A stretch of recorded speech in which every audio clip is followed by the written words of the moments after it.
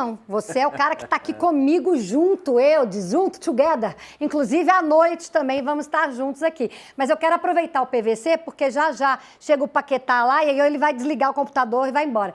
PVC, essa comparação, queria saber se a gente está sendo muito otimista de fazer uma comparação Lamine, Messi, assim, muito fora de contexto, ou tudo bem, o cara ainda tem muito para apresentar e pode evoluir e chegar lá em cima também?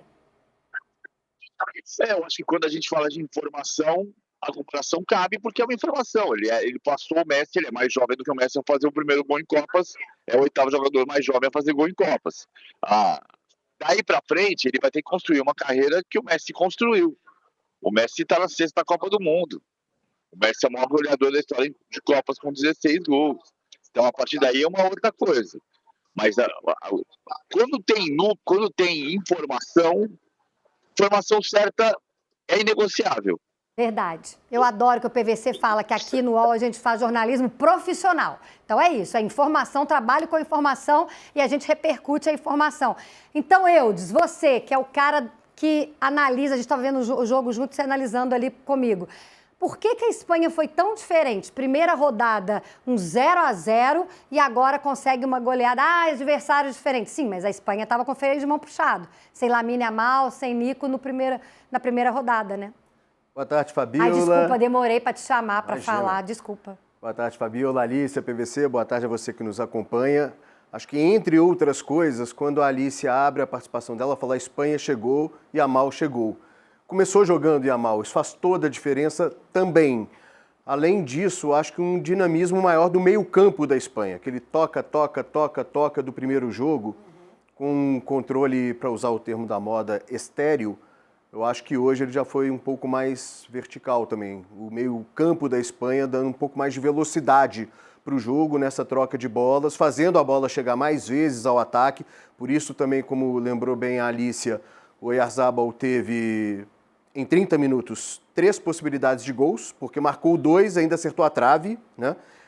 No lugar dos 30 minutos sem tocar na bola na estreia, que foi um recorde negativo para ele, para a seleção espanhola. Então, acho que a presença do Yamal também faz muita diferença, além daquela questão, imagino, que tenha sido dado um choque ali no vestiário da Espanha para uma segunda apresentação que precisaria ser melhor, mas o que mostra também que não dá para decretar Espanha e mesmo Portugal, que ainda terá a sua segunda rodada fora da Copa, em função de desempenhos ruins na estreia. E a Espanha mostrou isso hoje. A Espanha contra Cabo Verde ficou no 0-0, que é isso que você falou, aquele toque de bola sem efetividade, né? E agora fez 4-0. Ainda teve um quinto gol que foi anulado por impedimento. Deixa eu aproveitar o PVC, depois eu vou aí, Alicia, porque eu tô com medo do Paquetá roubar o PVC da gente. É isso, PVC? É uma Espanha com o Lamine e outra sem o Lamine? Ou é muita gente junta boa ali também pra gente, até Rodri, Gavi, enfim, para poder falar só do menino de 18 anos? Hoje ele mexeu em 4 posições, né? Ele trocou o Marcos Llorente pelo Pedro Porro, ele trocou o Ferran pelo Lamine, ele trocou o Fabián Ruiz pelo Dani Olmo e trocou a ponta esquerda, saiu o Gavi e entrou o Alex Baena. São 4 mudanças.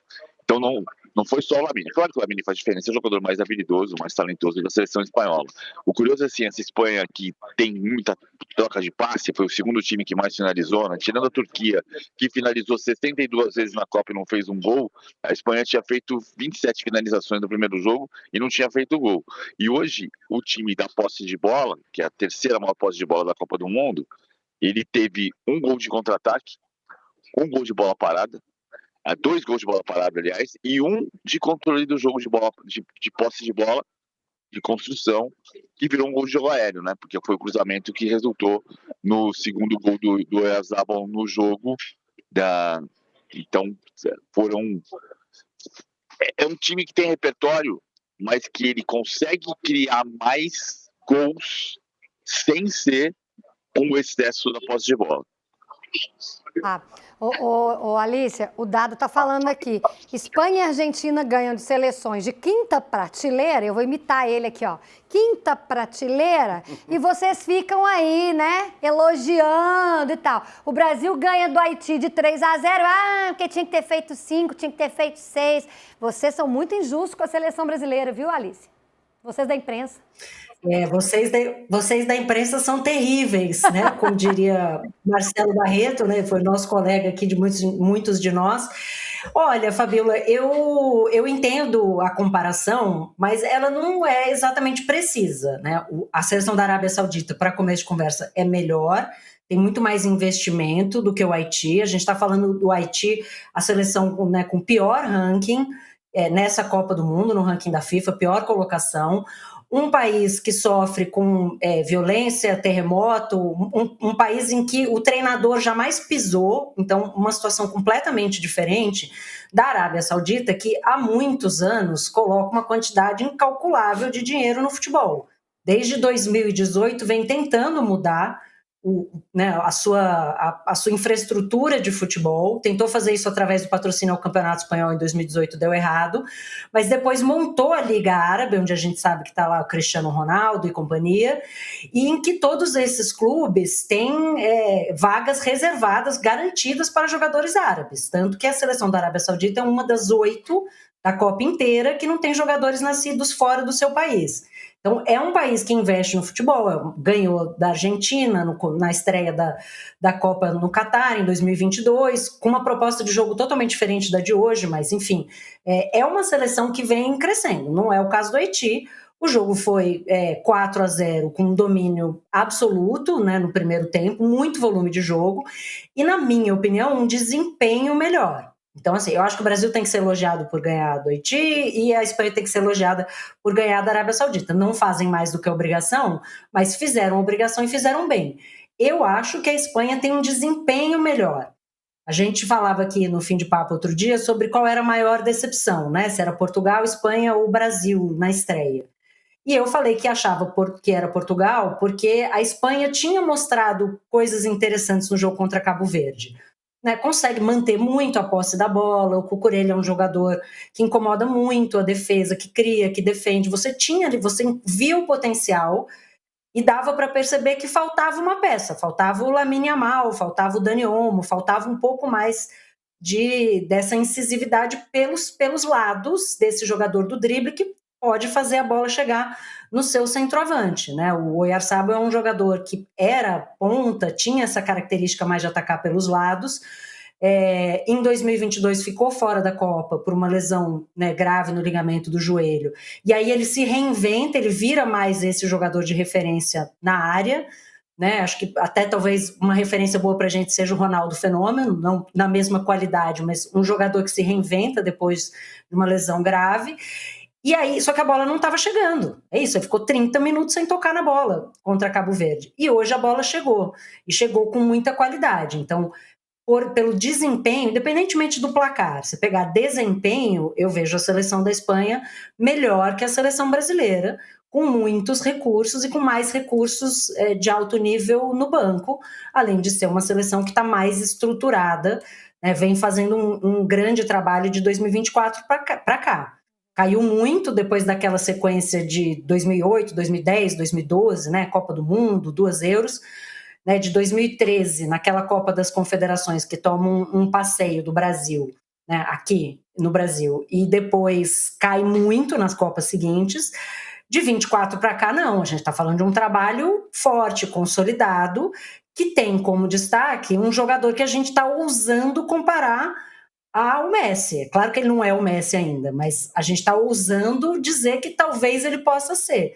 A seleção brasileira, para mim, não tem esse cara hoje. A gente não tem um jogador que possa, talvez, quem sabe, um dia ser comparado a Lionel Messi. Então, para mim, a grande diferença é essa na comparação com os dois entre Brasil e Espanha. Legal. PVC, vai lá. Muito obrigada. Já já o PVC volta também. Todo mundo lá nos Estados Unidos. É que o Paquetá chegou na sala de entrevistas lá da seleção brasileira e a gente vai trazer para você também aqui a entrevista do Paquetá. Fica aqui, não saia não, tá?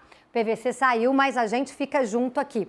Ô, Eudes, você já deu like, gente? Poxa, Seleção Brasileira, Paquetá, flamenguistas do Brasil, like pro Fim de Papo, porque o Paquetá vai falar aqui já já. E você não é flamenguista, mas dá like também. O Marcos Vinícius falou aqui que Lionel Messi só tem um. Tudo bem, Marcos Vinícius, respeito a sua opinião, né? Ele não gostou da comparação que eu fiz aqui do Yamal. Ô, Eudes, e você também, a gente falava, eu vou comparar com outro cara aqui, que talvez o pessoal fique um pouco bravo comigo. Um tal de Pelé, que a gente conversava ali assistindo o jogo da Espanha. O Yamal é o segundo jogador com 18 anos ou menos a abrir o placar em uma partida de Copa do Mundo. O outro foi o Edson. Você tá achando que eu tô pegando pesado? É só números, são informações. Eu tô trazendo números aqui para você. Não, você não está comparando o Yamal ao Pelé, evidentemente só com que o não. Messi, por enquanto. Até porque ele passou o Messi, ele passou a ser o 8º jogador mais jovem a marcar em Copas do Mundo, né? O Gavi da Espanha é o primeiro na Espanha e o terceiro nessa lista.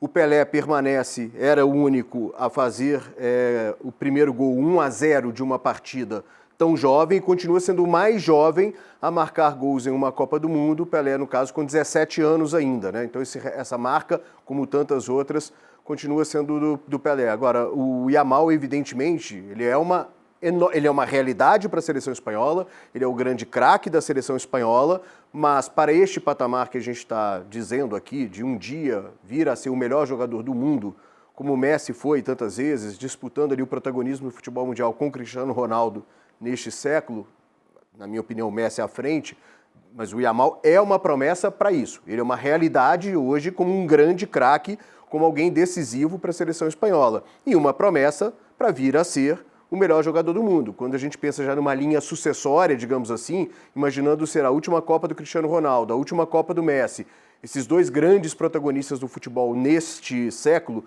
considerando que os outros revelados nos anos 90, como Rivaldo, Ronaldo Fenômeno, Ronaldinho Gaúcho, então nós temos aí o Yamal como alguém que desponta, evidentemente, para assumir o trono. É um candidato, a ver se ele confirma isso. Legal. Bora então ouvir o